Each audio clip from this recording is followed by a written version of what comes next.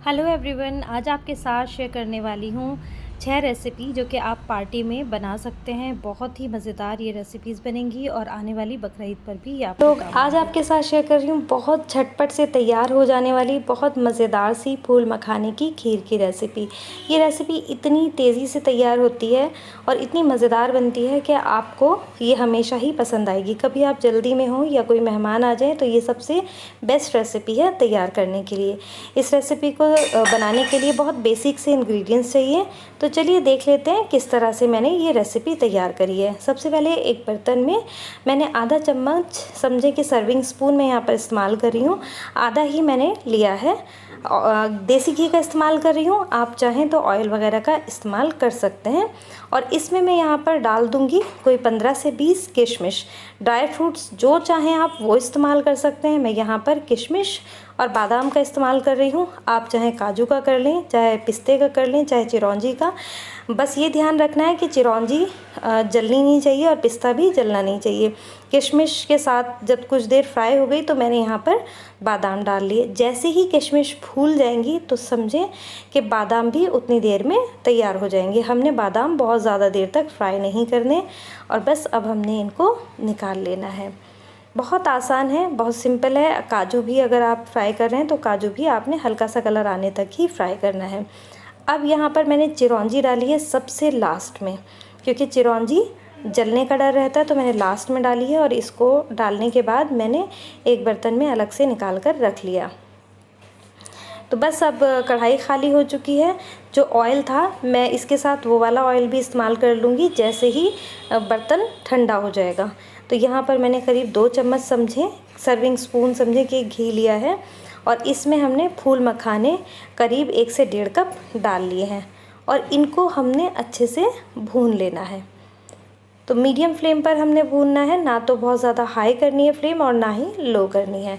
अगर आप high flame पर कर रहे हैं तो आपने चम्मच फटाफट चलाना है जिससे कि ये जले नहीं।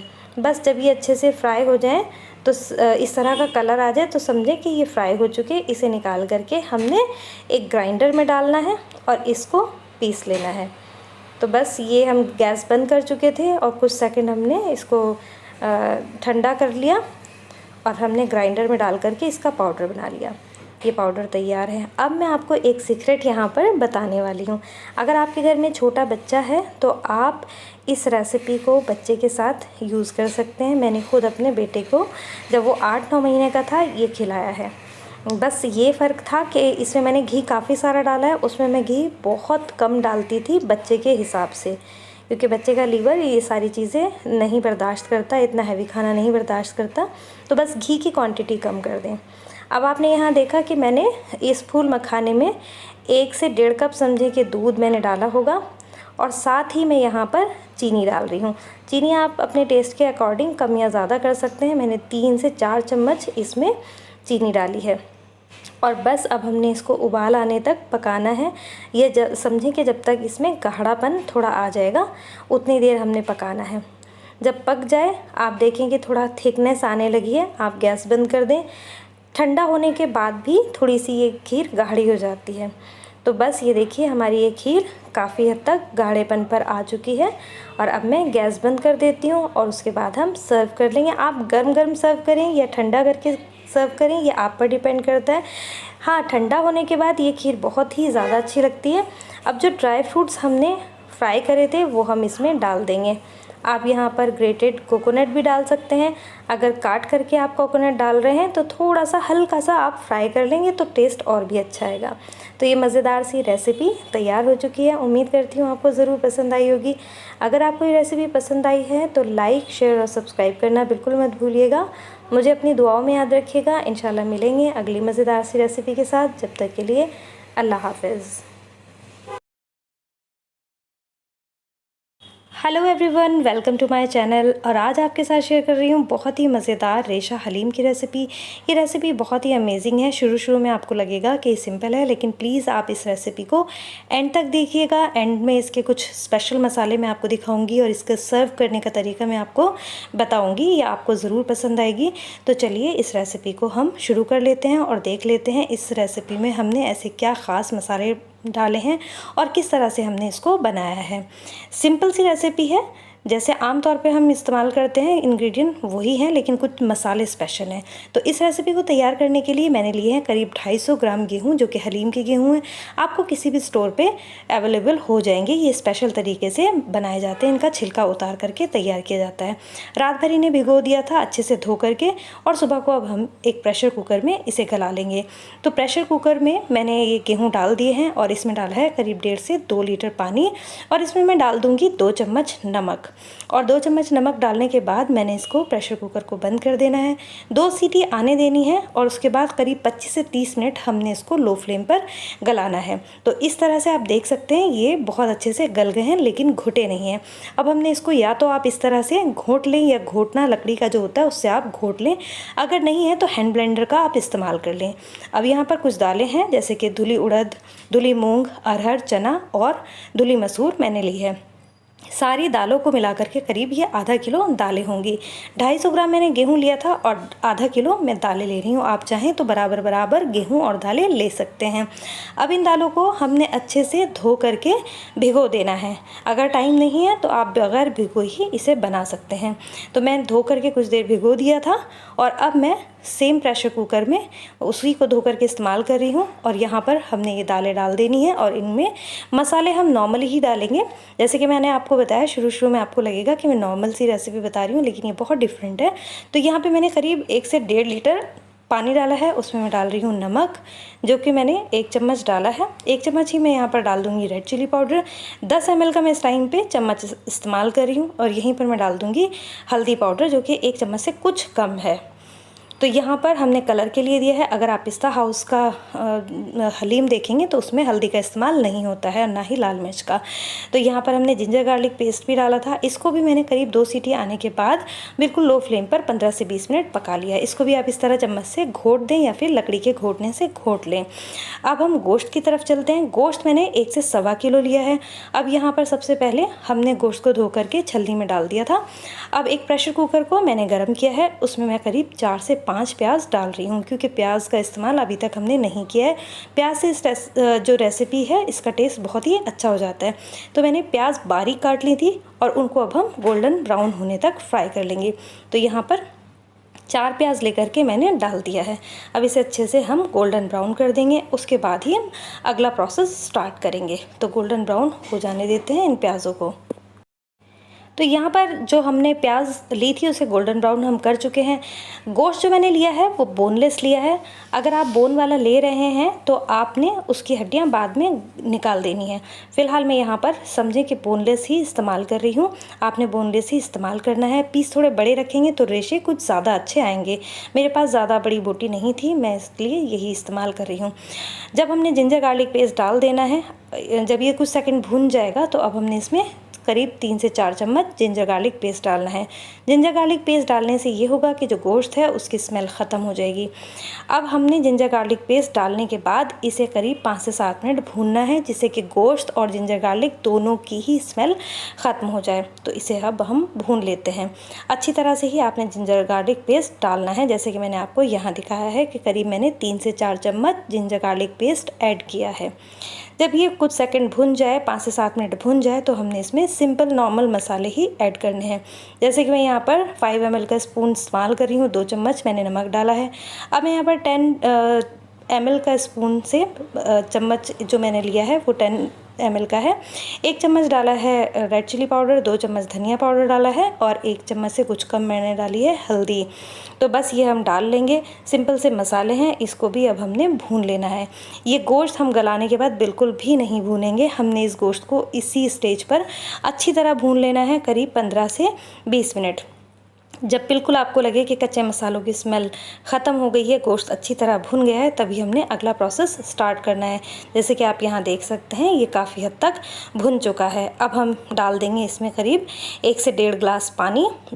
पानी हमने इतना डालना है कि गोश्त अच्छी तरह से गल जाए। अब हमने गोश्त को गलाना है। गलाना इस तरह से है कि 2 सीटी हमने फुल फ्लेम पर लेनी है, और बाद में फ्लेम लो करके हमने करीब 15 से 20 मिनट इसे पका देना है। अगर आप हड्डी वाला गोश्त ले रहे हैं तो समझें कि हड्डियों पर से गोश्त छूट जाना चाहिए। जैसे मैंने यहाँ पर बोनलेस लिया है, तो मैं आपको दिखाती हूँ कि किस हद तक हमने तैयार किया है। तो मैं बोटी निकाल करके आपको दिखाती हूँ। ये देखिए ये बोटी है और इस पे उंगली लगाते ही के साथ ये बिखरने लगती है। मैं आपको एक बार फोक से करके दिखाती हूँ। ये देखिए मैं जैसे ही झटकूँगी ये 2 हिस्सों में बँट जाएगी। तो ये देखिए बहुत आसानी से टूटने वाला गोश्त आपने तैयार करना है। तो यहाँ पर अब हमने ये गोश्त तैयार कर लिया, इसे ट्रांसफ़र कर देते हैं एक बड़े बर्तन में जिसमें हमने पूरा का पूरा हलीम तैयार करना है।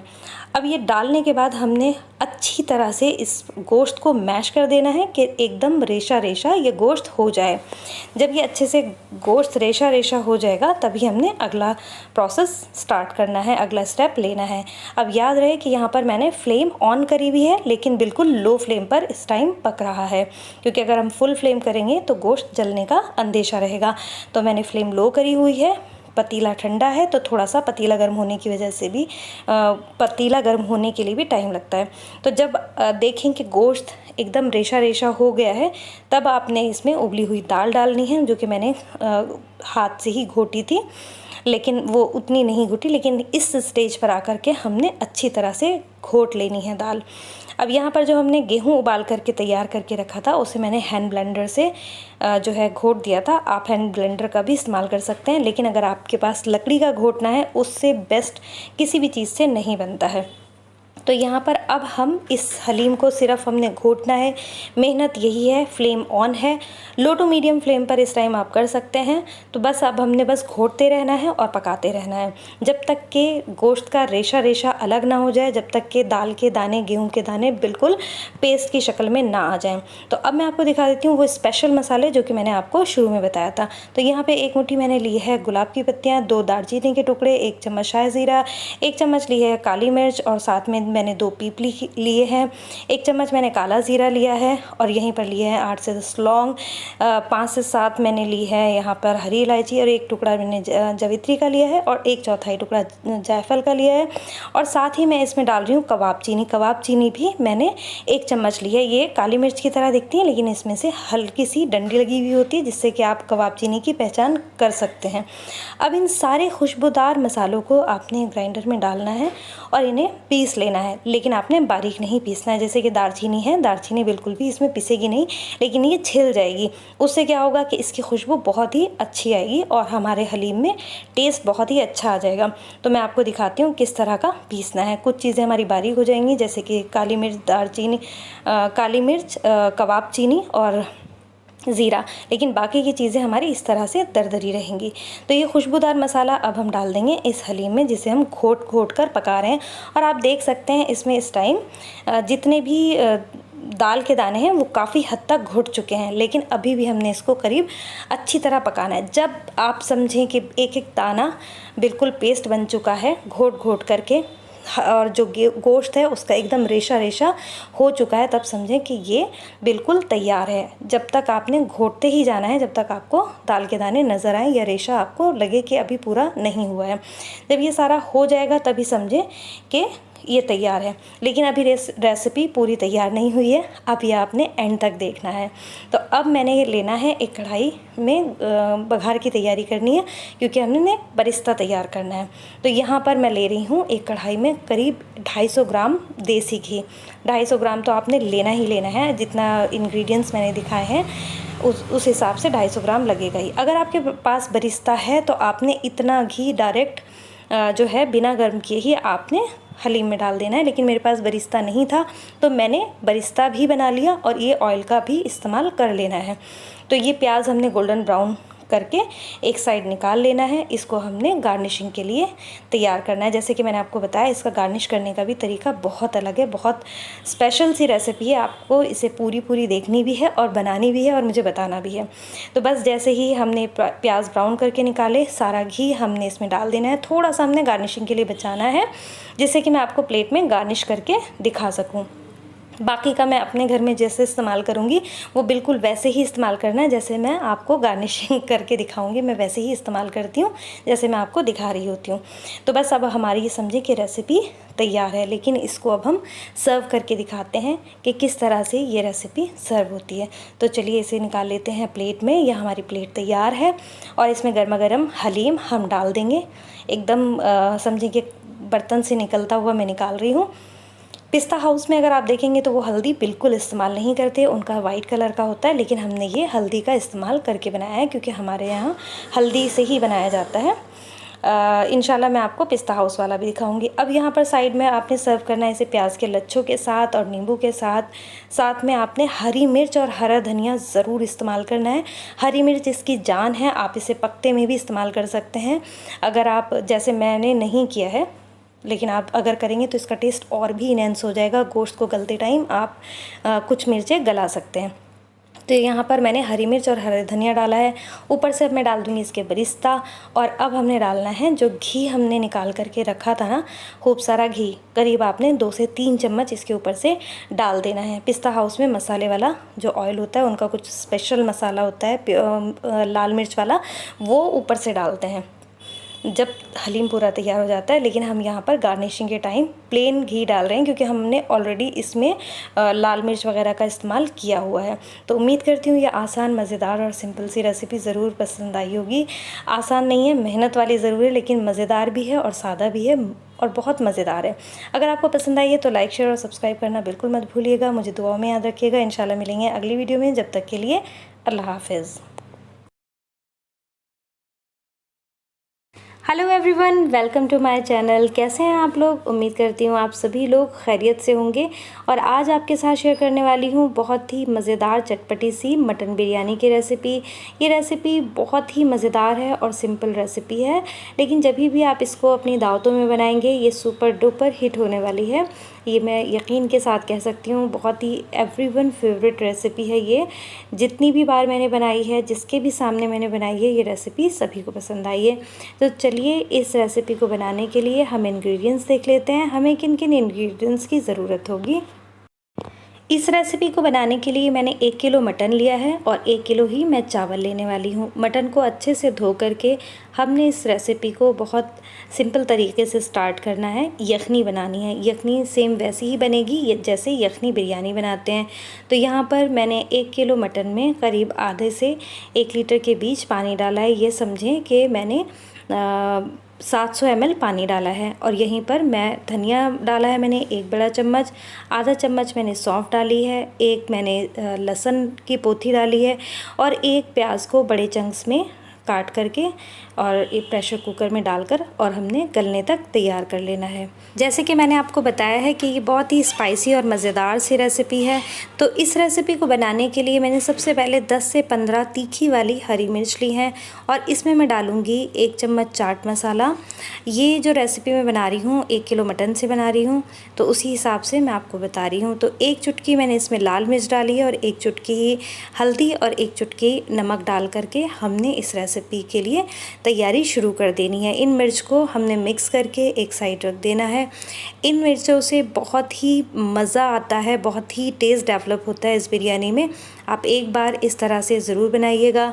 और यहीं पर मैं आपसे एक रिक्वेस्ट करती चलती हूँ कि अगर आपने चैनल को सब्सक्राइब नहीं किया है तो प्लीज़ चैनल सब्सक्राइब कर दें और बेल आइकन प्रेस कर दें, जिससे मेरी आने वाली वीडियोस आपको मिलती रहें। और अगर आपको मेरी रेसिपीज़ पसंद आती हैं तो लाइक करना बिल्कुल मत भूलिएगा। अब यहाँ पर मैंने लिया है 1 से 1.5 चम्मच भर करके आम के अचार का मसाला। आम का अचार बनाना मैंने आपको कई बार बनाना बताया हुआ है, आप चाहें तो लिंक में शेयर कर दूँगी, आप देख लेंगे। तो इस तैयारी के बाद अब हम तैयारी कर लेते हैं बाकी की। तो एक बर्तन में, जैसे कि मैं आपको पहले भी बता चुकी हूँ कि 1 किलो अगर आप मटन बना रहे हैं या 1 किलो गोश्त अगर है तो 1 किलो में 1 कप ऑयल काफ़ी होता है। लेकिन चावल अगर आप बना रहे हैं और कच्चा बासमती अगर आप यूज़ कर रहे हैं तो करीब 1 किलो में 1.5 से 2 कप आराम से ऑयल चाहिए होता है। तो यहाँ पर मैंने 1.5 कप ऑयल लिया है, उसमें आधा प्याज गोल्डन ब्राउन करके निकाल लिया। अब यहाँ कुछ खड़े मसाले हैं, दालचीनी है और बादियान के फूल हैं, काली मिर्च कुटी हुई है 1 चम्मच, लौंग आधा चम्मच कूट कर लिया है, तेज़पत्ता है, बड़ी इलायची है और ज़ीरा है। बड़ी इलायची को भी कूट लिया था, ज़ीरा को भी कूट लिया था और सारे मसालों को हमने कुछ सेकंड पकाने के बाद 2 चम्मच डाला है ginger garlic paste. Ginger garlic paste आपने अच्छे से डालना है। मैंने 1 किलो में यहाँ 2 चम्मच जो है जिंजर गार्लिक पेस्ट डाला है। अब यहाँ पर मैंने आधा चम्मच डाला है सौंफ का पाउडर। इससे बहुत ही अच्छी खुशबू आएगी और बहुत ही मज़ा इसका डेवलप हो जाएगा, इन्हेंस हो जाएगा इसका टेस्ट। अब जो यखनी हमने तैयार करी थी उस यखनी की बोटियां निकाल करके हमने इस मसाले में डाल करके भून लेना है। ध्यान रहे कि सौंफ और धनिया जो हमने डाला है वो इसमें नहीं आना चाहिए, आपने छान कर डालना है। आप चाहें तो पोटली बना करके भी डाल सकते हैं। मैं इसी तरह बनाती हूँ तो मैंने आपको बिल्कुल उसी तरह बताया है जैसे कि मैं अपने घर में बनाया करती हूँ। तो जब आप ये सब डाल लें तो आपने जो मिर्चें तैयार करी थी उसमें से आधी मिर्चें हम यहाँ पर डाल देंगे और आधी मिर्च हम बचा लेंगे। यहीं पर जो हमने अचार निकाल के रखा था, आम के अचार का मसाला हमने डालना है, वो भी हमने सारा इसी वक्त डाल देना है। और अब हमने इसको कुछ देर भून लेना है, यखनी को अच्छी तरह से। कुछ देर मतलब 5 से 7 मिनट, बहुत ज़्यादा आपने भूनने की ज़रूरत नहीं है। बोटियां आपने बहुत ज़्यादा नहीं गलानी है, एकदम परफेक्टली गोश्त गला होना चाहिए। ये ना हो कि पुलाव बनते बनते जो बोटियां हैं वो गोश्त जो है हड्डी ना छोड़ दे। एकदम अच्छे से गला होना चाहिए, लेकिन बहुत ज़्यादा नहीं, परफेक्टली गला होना चाहिए। जब आप देखें कि कुछ सेकंड आपने भून लिया है, तेल आने लगा है ऊपर, तो आप इसमें 1 कप दही डाल दें और दही डालने के बाद दोबारा से आपने 5 से 7 मिनट अच्छे से भून लेना है। बिरयानी की रेसिपी आपने बहुत ट्राई करी होगी, मैंने भी काफ़ी सारी डिफरेंट रेसिपीज़ आपको बताई हैं, लेकिन ये रेसिपी आप एक बार ज़रूर ट्राई करिएगा। अब जो लहसुन हमने यखनी उबलते में डाला था उसको भी हम यहाँ पर यूज़ कर लेंगे। तो लहसुन को मैंने ठंडे पानी में डालकर ठंडा कर लिया था और दबा करके अच्छे से इसका पेस्ट निकाल दिया है। इसको यूज़ करेंगे तो ये टेस्ट बहुत ही अच्छा देगा। आप एक बार इस तरह से ट्राई ज़रूर करिएगा। जब यखनी अच्छे से भुन जाए 5 से 7 मिनट, तो आपने अपने टेस्ट के अकॉर्डिंग नमक डाल देना है। मैंने यहाँ पर नमक शुरू में यखनी में 1 से सवा चम्मच डाला था और 1 से सवा चम्मच ही मैं यहाँ पर डाल रही हूँ। अब यहाँ पर हम यखनी का पानी इस तरह से छानते हुए डाल देंगे, क्योंकि मैंने पोटली नहीं बनाई थी। तो हमने जो प्याज लिया है उसको हमने आने देना है, लेकिन जो सौंफ धनिया है उसे इस तरह से मैंने चम्मच पे लेकर रोक लिया है। अगर पोटली ना हो, ना ही आप बनाना चाहते हैं, तो इस तरह से आप ट्राई करके देखें। सिंपल रहता है, आसान रहता है। जब पानी में उबाल आ जाए तो भीगे हुए चावल हमने जो कि 1 घंटा पहले धोकर भिगो दिए थे, कच्चा बासमती का मैं इस्तेमाल कर रही हूँ, तो यहाँ पर हमने वो चावल डाल लेने हैं। मैंने आपको ज़ीरा राइस बनाना जब बताया था तो मैंने आपको पानी का अंदाज़ भी बताया था कि पानी का अंदाज़ आपने चावलों में किस तरह करना है जिससे कि चावल परफेक्ट खिले खिले बने। तो एक बार आप उस रेसिपी को ज़रूर देख लीजिएगा। जब पानी इस तरह से खुश्क हो जाए और बुलबुले आने लगें तो बची हुई हरी मिर्च को हमने इस तरह से ऊपर डाल देना है। और ये जो मिर्च है ये हल्की कच्ची पक्की रहेगी, इससे इसका टेस्ट बहुत अच्छा आएगा। आप फिर उसके बाद फ्लेम लो कर दें और इसको ढक करके दम पर पकने दें जब तक कि ये पानी खुश्क ना हो जाए और चावल अच्छी तरह से गल ना जाए। अब आप देखेंगे कि चावल यहाँ पर गल चुके हैं, पानी का कोई भी बुलबुला नहीं है। तो अब हमने यहाँ पर थोड़ा सा फूड कलर डाल देना है, जिससे कि बहुत ही अच्छा सा इसमें कलर आ जाएगा। तो बस हम यहाँ पर फूड कलर डाल देते हैं और इसे लगा लेते हैं दम पर। कलर मेरे पास इस तरह का था तो मैंने थोड़ा सा डार्क कलर भी डाला है और ऊपर से हमने बरिस्ता डाल दी, जो कि शुरू में तैयार किया था, थोड़ी बरिस्ता हमने बचा ली। तो ये परफेक्ट सी मज़ेदार सी बिरयानी तैयार है और आप इसको एक बार ज़रूर ट्राई करिएगा। आपके मेहमान आपकी वाहवाही करने से बिल्कुल नहीं रुकेंगे, बहुत मज़ा आएगा आपको भी, आपकी फैमिली को भी। एक बार ज़रूर ट्राई करिएगा। मैंने जितनी बार भी बनाई है बहुत अच्छी बनी है। तो इंशाल्लाह मिलेंगे अगली मज़ेदार सी रेसिपी के साथ। अगर आपको वीडियो पसंद आई है तो लाइक, शेयर और सब्सक्राइब करना बिल्कुल ना भूलें। दुआओं में याद रखिएगा। अल्लाह हाफिज़।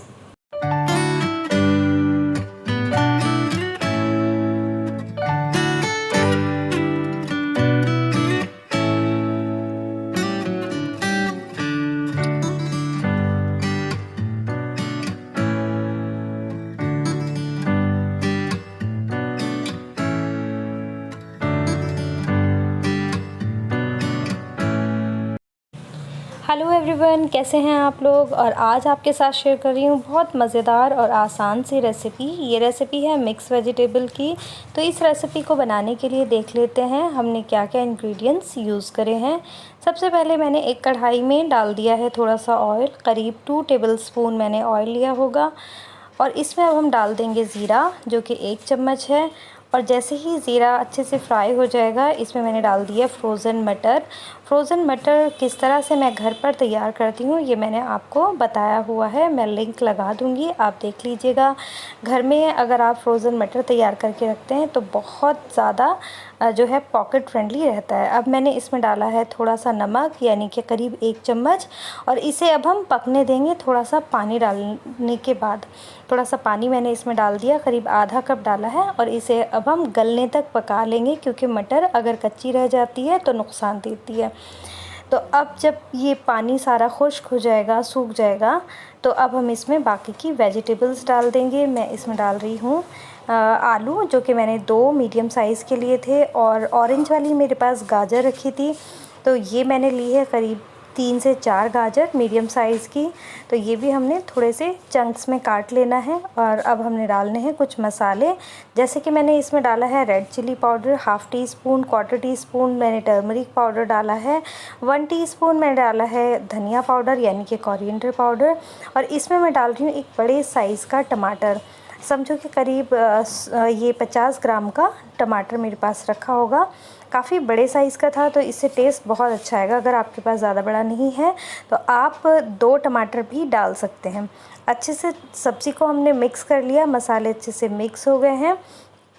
तो ये देख लीजिए किस तरह से हमने मिक्स कर लेना है। जब ये अच्छे से मिक्स हो जाएगा तो हम इसमें डालेंगे कसूरी मेथी। मैंने पूरा अच्छे से हैंडफुल करके डाला है, समझे कि एक बड़ा चम्मच मैंने इसमें कसूरी मेथी का डाल दिया। दोबारा से मिक्स करेंगे, और जब ये अच्छे से मिक्स हो जाएगा तो इसमें हम थोड़ा पानी ऐड कर देंगे, और पानी ऐड करने के बाद हमने इसको अच्छे से पका लेना है। पानी हमने काफ़ी अच्छा सा डालना है, समझे कि 2 से 3 कप मैंने इसमें पानी डाल दिया, क्योंकि हम चाहते हैं कि जो ये सब्ज़ी है एकदम सूखी सूखी ना हो, थोड़ा सा इसमें रसा हो, और बहुत मज़ेदार ये रेसिपी बनेगी। अभी आप देखिएगा, इसको अब हमने बिल्कुल लो फ्लेम पे पका लेना है ढक कर के। जब ये अच्छे से पक जाएगा, गल जाएगा आलू, उसके बाद हमने आगे की रेसिपी तैयार करनी है। तो ये देखिए यहाँ पर सब्जियां गल गई हैं। अब जो आलू हैं उनको हमने चम्मच से दबा करके, प्रेस करके अच्छे से मैश कर देना है। ज़्यादातर आलू मैं इसमें कोशिश करूँगी कि मैश हो जाए, थोड़े थोड़े चंक्स ही इसमें नज़र आएँ, तो उससे क्या होगा कि जो हमारा रसा है वो थोड़ा गाढ़ापन पे रहेगा, और जो सब्ज़ी है वो बहुत ही टेस्टी लगेगी। एक बार आप इस तरह से बना कर देखिएगा, आपको ज़रूर पसंद आएगी, बहुत ही अच्छी लगती है। आप इसे पूरी पराठों के साथ या रोटी के साथ भी सर्व कर सकते हैं। तो ये देखिए इस तरह से हम अच्छी तरह से जितने भी आलू हैं उनको हम मैश करने की कोशिश करेंगे। बहुत बारीक आपने नहीं करना है, थोड़े चंक्स इसमें रहने चाहिए, जिससे कि आलू का टेस्ट भी बराबर आए, और जो हमारी ग्रेवी है वो भी थोड़े अच्छे से थिक हो जाए। जिस टाइम हम ये मैश कर रहे हैं, हमने फ्लेम बिल्कुल लो करी हुई है, क्योंकि साथ साथ हम चाहते हैं कि हमारी जो ये रेसिपी है वो पकती भी रहे। जब ये अच्छे से मैश हो जाएंगे और इसमें एक उबाला आ जाएगा, तो समझें कि हमारी रेसिपी तैयार है। तो यहाँ पर ये अच्छे से घुट गई है, काफ़ी हद तक गाढ़ापन आ चुका है, तो अब हम इसे सर्व कर लेते हैं। और ये देखिए मज़ेदार सी सिंपल सी रेसिपी है, बहुत आसानी से तैयार हो जाती है। उम्मीद करती हूँ आप लोगों को ज़रूर पसंद आई होगी। अगर पसंद आई है तो लाइक, शेयर और सब्सक्राइब करना बिल्कुल ना भूलें। आज आपके साथ शेयर कर रही हूँ बहुत ही मज़ेदार कढ़ाई गोश्त की रेसिपी। बहुत सिंपल है और आसान रेसिपी है। इसको बनाने के लिए बहुत ज़्यादा इंग्रेडिएंट्स की ज़रूरत नहीं है, और ना ही ज़्यादा मेहनत की। और चलिए हम बना लेते हैं कढ़ाई गोश्त। तो कढ़ाई गोश्त बनाने के लिए मैंने यहाँ पर लिया है 2 किलो गोश्त। आप कोई सा भी मीट ले सकते हैं, आप मटन भी ले सकते हैं, और अगर आप बीफ पसंद करते हैं आप वो भी इसमें यूज़ कर सकते हैं। तो सबसे पहले हम गरम कर लेते हैं एक बर्तन में ऑयल। 2 किलो गोश्त लिया है तो 2 कप आपने ऑयल इसमें डाल देना है। 1 किलो के लिए 1 कप ऑयल बिल्कुल परफेक्ट रहता है। मैंने 2 किलो गोश्त लिया है तो 2 कप ऑयल मैंने इसमें डाला है। अब मैंने 2 टुकड़े दालचीनी के डाले हैं और 3 तेज पत्ते मैंने इसमें डाल दिए। कुछ सेकंड ही हमने इसको पकाना है, बहुत ज़्यादा पकाने की ज़रूरत नहीं है। जब इसमें अच्छी सी खुशबू आ जाए मसालों की, तो हमने डाल देने हैं 1 किलो कटे हुए प्याज। 2 किलो में 1 किलो कटे हुए प्याज डालने हैं। मोटे मोटे ही आप काट कर डाल देंगे, बिल्कुल कोई फ़र्क नहीं पड़ता। आपने बस इसको इतनी देर पकाना है कि प्याज हल्के से सॉफ्ट हो जाए, ट्रांसलूसेंट हो जाए। तो बस ये देखिए 5 मिनट मैंने पकाया होगा, और आप देख सकते हैं ट्रांसलूसेंट हो चुके हैं प्याज। अब हम इसमें धो करके अच्छे से गोश्त को डाल देंगे। तो गोश्त हमने सारा डालने के बाद बस इसको अच्छे से मिक्स करना है। बस उतनी देर ही, जब तक आप मिक्स करेंगे उतने में ही आप देखेंगे कि जो गोश्त का कलर है वो काफ़ी हद तक चेंज होने लगेगा। तो यहाँ पर अच्छे से मिक्स हो चुका। अब हम इसमें डाल देंगे नमक। नमक मैं डालती हूँ हर किलो के ऊपर 1 चम्मच नमक भर करके। तो 2 किलो गोश्त लिया है तो मैं 2 चम्मच अच्छे से नमक भर करके डाल रही हूँ। आप अपने टेस्ट के अकॉर्डिंग कम या ज़्यादा कर सकते हैं। तो बस ये अच्छे से हमने डाल दिया नमक। अब हम इसमें डालेंगे जिंजर गार्लिक पेस्ट। तो यहाँ पर मैं 3 चम्मच भर करके अच्छे से जिंजर गार्लिक पेस्ट डाल रही हूँ। अदरक लहसुन का पेस्ट इसमें अच्छे से डलना चाहिए, क्योंकि इससे स्मेल नहीं आती, बहुत ही अच्छे से जो गोश्त की स्मेल है वो ख़त्म हो जाती है। तो इस स्टेज पर आपने जिंजर गार्लिक पेस्ट ऐड करके कुछ सेकंड मिक्स कर देना है, भून लेना है। कुछ सेकंड ही आपने इसको समझें कि मिक्स ही करना है, भूनना तो इस टाइम आपने है ही नहीं। तो जब आप देखें कि ये मिक्स हो गया तो आपने इसमें डालने हैं कटे हुए टमाटर। कटे हुए टमाटर मैं यहाँ पर दोबारा से 1 किलो ही यूज़ कर रही हूँ। 1 किलो प्याज लिया था तो 1 किलो ही हमने इसमें टमाटर डालने हैं। ग्रेवी जो इसकी होगी वो काफ़ी भुनी भुनी होगी और बहुत ही मज़ेदार ये रेसिपी बनती है। एक बार तो ज़रूर ट्राई कीजिएगा। बस टमाटर डाल करके भी अब हमने इसको सिर्फ मिक्स करना है। और इसको मैं बना रही हूँ खुला, तो मैं यहीं पर लो फ्लेम पर पकाऊंगी और मैं अपने हिसाब से थोड़ा थोड़ा पानी ऐड करूँगी। और अगर आप प्रेशर कुकर में बना रहे हैं तो आपको पानी डालने की बिल्कुल ज़रूरत नहीं है, क्योंकि प्याज, टमाटर और गोश्त तीनों ने ही पानी छोड़ना है। लेकिन मैं यहाँ पर खुला बना रही हूँ तो मुझे थोड़ा थोड़ा पानी डालने की ज़रूरत पड़ सकती है और मैं यहाँ पर डाल रही हूँ। आपको पड़ सकती तो आप देख लीजिएगा उस हिसाब से। और इसी पानी में हमने गोश्त गलाना है और फुल फ्लेम पर। अगर आप देखें कि गोश्त गल गया तो पानी को फ़ौरन ही आपने खुश्क कर देना है। तो यहाँ पर हमने गोश्त गलने के लिए रख दिया। अब हम मज़ेदार सा कर लेते हैं मसाला तैयार। तो यहाँ पर मैंने एक पैन रखा है और इसमें मैं डालूँगी कुछ मसाले। जैसे कि मैं यहाँ पर डाल रही हूँ करीब 4 चम्मच धनिया, साबुत धनिया लिया है। 1 चम्मच मैंने लिया है ज़ीरा और 1 चम्मच ही मैं ले रही हूँ यहाँ पर काली मिर्च। और 2 बड़ी इलायची ले लेंगे और साथ ही इसमें डालेंगे 4 से 5 लौंग। ज़्यादा लौंग नहीं डालनी है। और यहीं पर डालूँगी 2 हरी इलायची और साथ में डाल देंगे 1 जावित्री का फूल। अब हमने जो गोश्त गलने रखा है उसमें कोई भी मसाले नहीं डाले हैं, तो यहाँ पर मैं डाल रही हूँ 10 से 12 साबुत लाल मिर्च, जिससे इसका टेस्ट बहुत ही अच्छा आएगा, चटपटा बनेगा, मज़ेदार बनेगा। अब हमने इस मसाले को बहुत लो फ्लेम पर, बिल्कुल लो फ्लेम पर ड्राई रोस्ट करना है। तेज़ फ्लेम पर अगर आप करेंगे तो खुशबू तो नहीं आएगी, मसाले जल ज़रूर जाएंगे। आपने बिल्कुल लो फ्लेम पर करना है और बस जब ये तैयार हो जाए तो ग्राइंड करके एक साइड रख देना है।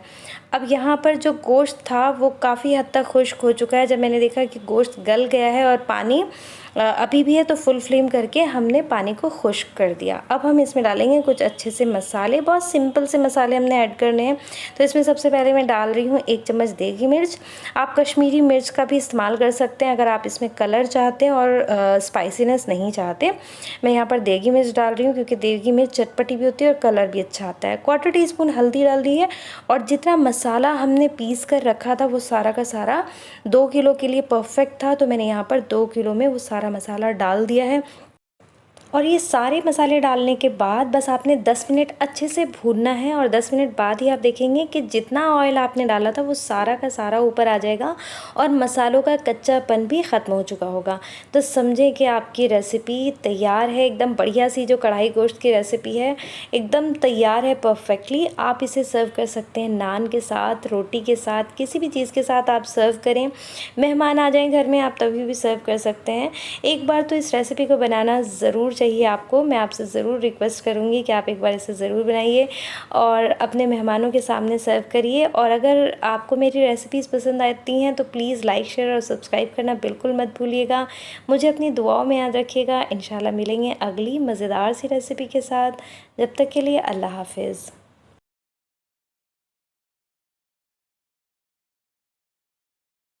हेलो एवरीवन, आज आपके साथ शेयर कर रही हूँ बहुत ही मज़ेदार रेस्टोरेंट स्टाइल दाल। जैसे कि आप रेस्टोरेंट में दाल खाते हैं और आपको बड़ा मज़ा आता है, आप चाहते हैं कि आपके घर पर भी वैसी ही दाल बने, तो आज आपके साथ शेयर कर रही हूँ रेस्टोरेंट स्टाइल दाल की रेसिपी। और साथ ही बताने वाली हूँ एक अच्छी सी ट्रिक। जैसे कि आप लोग सभी घर में दाल बनाते हैं और अंदाज़ नहीं हो पाता है कि हमने कितनी दाल बनानी है, तो यहाँ पर मैं आपको एक ट्रिक बता रही हूँ जो कि मैं अपने घर में यूज़ करती हूँ। जैसे मैं आज 7 से 8 लोगों के लिए दाल बना रही हूँ और मैं 5 तरह की दाल ले रही हूँ और 5 तरह की दाल पूरी मुट्ठी भर के, यानी कि जो हथेली है वो खुली हथेली पूरी भर कर ले रही हूँ। अगर आप 4 लोगों के लिए दाल बना रहे हैं तो आपने ये जो खुली हथेली में ले रही हूँ उससे आधा आप ले लें, तो 4 लोगों के लिए परफेक्ट है। और अगर आप उससे जैसे 2 लोगों के लिए, तो आपने उसका आधा कर देना है। इस तरह से अगर आप बनाएंगे तो दाल बचेगी भी नहीं और कम भी नहीं पड़ेगी, एकदम परफेक्ट बनेगी। दाल को अच्छी तरह धो करके हमने भिगो दिया था। अब मैं इसमें ऐड करूँगी कुछ मसाले। यहाँ पर मैं डाल रही हूँ हल्दी 1 चम्मच और 1 चम्मच ही नमक डाल रही हूँ और इसको अब हम उबाल लेंगे। तो दाल अब हमारी यहाँ पर उबल कर तैयार हो गई। बहुत ज़्यादा हमने घुटी हुई नहीं बनानी है, खिली खिली रखनी है। अब यहाँ कुछ मसाले लिए हैं, थोड़ा सा हींग लिया है, 1 चम्मच ज़ीरा, 1 प्याज, कटा हुआ अदरक और 4 से 5 मोटी हरी मिर्च ली हैं काट करके। अब एक बर्तन में हमने आधा कप ऑयल गर्म कर लेना है।